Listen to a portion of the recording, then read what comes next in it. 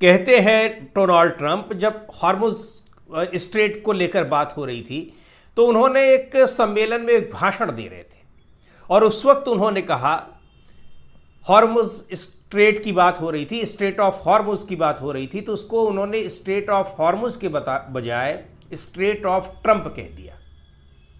यानी वो Hormuz strait जो है वो ट्रंप का स्ट्रेट है। उनके दिमाग में ये सारी चीज़ें चल रही होंगी तभी आ गया। हालांकि तुरंत ही उन्होंने उसको ठीक किया, चूंकि लोग हंस पड़े। अब ये देखिए कि राष्ट्रपति की बातों पर वहाँ लोग हंस पड़ रहे हैं, वहाँ की जनता ही उनका मजाक अब उड़ाने लग गई है।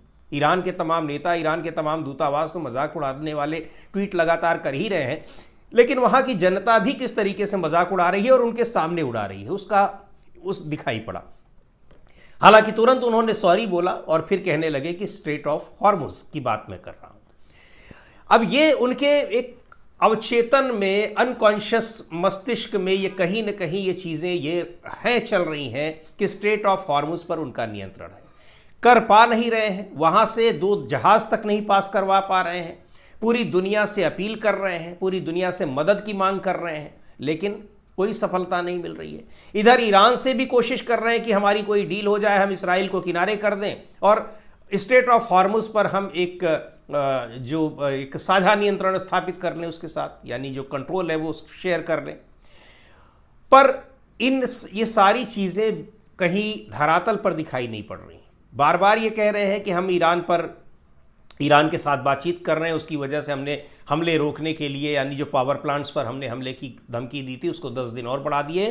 पर यह साफ साबित है, ईरान बार बार कह रहा है कि कोई हमारी बातचीत नहीं हो रही है और ना ही वो बातचीत करने वाला है। बहुत स्पष्ट तरीके से उनके बयान आ रहे हैं।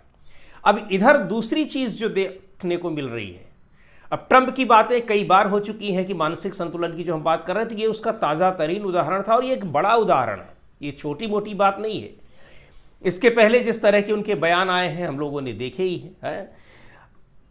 इस्राइल में वहाँ पर जो तबाही का दौर चल रहा है, जिस तरीके से वहाँ चीज़ें फिल्टर खबरें आ नहीं पा रही हैं, लेकिन जो कुछ भी खबरें आ रही हैं अगर उनकी हम माने तो वहाँ पर इस समय तबाही तो मची ही है। अस्पतालों में सैनिक, अस्पतालों में आम लोग घायल हैं। जो इजराइल का स्वास्थ्य मंत्रालय है उसका ये कहना है कि अब तक करीब 6000 लोग घायल अस्पतालों में इलाज करा रहे हैं। और यही नहीं, एक एक दिन में 300-300, 400-400 लोगों के घायल होने की खबरें आ रही हैं जो अपना वहाँ के अस्पतालों में इलाज करा रहे हैं। पूरा इजराइल जो है ज़्यादातर वो बंकरों में छिपा हुआ है।